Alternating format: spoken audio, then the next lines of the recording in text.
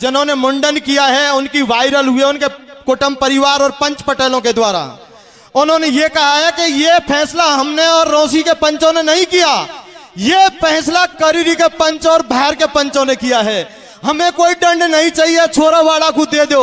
और यह बात न्याय खत्म कर दिया, इसी का मजबूरी है वाकई। इसलिए मैं वहां पर उपस्थित पंचों के श्री चरणों में निवेदन करूंगा, चाहे भाई केशव किरवाड़ा जी हों या हीरालाल जी हों या पृथ्वीराज जी बगड़ा ही हों, यदि आप दूरभाष से उनसे बात करें तो कर सकते हैं, आपको अधिकार है। यदि वो आते हैं तो ठीक है, नहीं समाज के चरणों में एक निवेदन है मेरा, आप प्लीज, हाँ 1 मिनट मेरी निवेदन है आप सभी से। एक समय का वृत्तांत है, 1 मिनट ध्यान दें।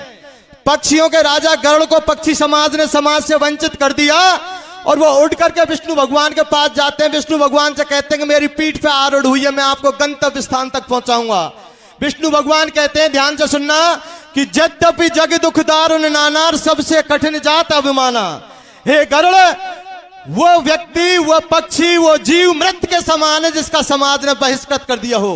समाज गंगा से निवेदन है, करीरी का मुंडन कार्यक्रम वहां कर दिया, इससे बड़ी और वो क्या सजा देते।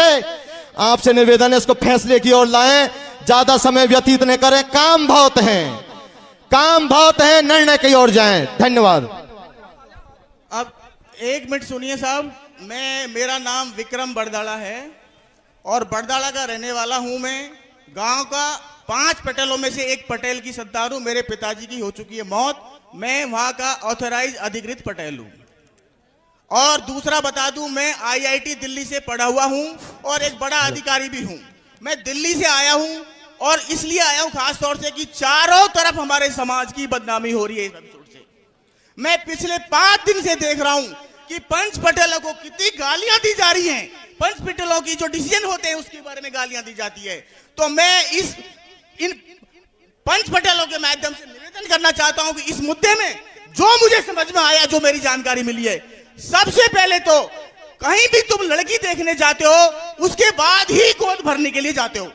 यह पहला केस है कि जिसमें गोद भराई के लिए चले गए लेकिन लड़की किसी ने नहीं देखी।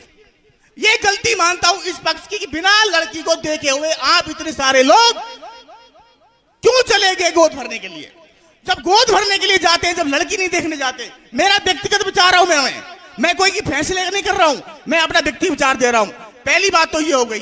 दूसरी बात, मान लो लड़की पसंद नहीं आई, उनको वहां पर कोई मामला बन गया, कुछ हो गया, उसके बाद दूसरे दिन तो जो कानून को अपने हाथों में लिया गया, जिस तरह से मानहानि हुई की गई, वो सामाजिक मुद्दा नहीं था, वो 2 परिवारों का मुद्दा था, जिसको बाद में सामाजिक मुद्दा बना दिया गया दूसरे दिन।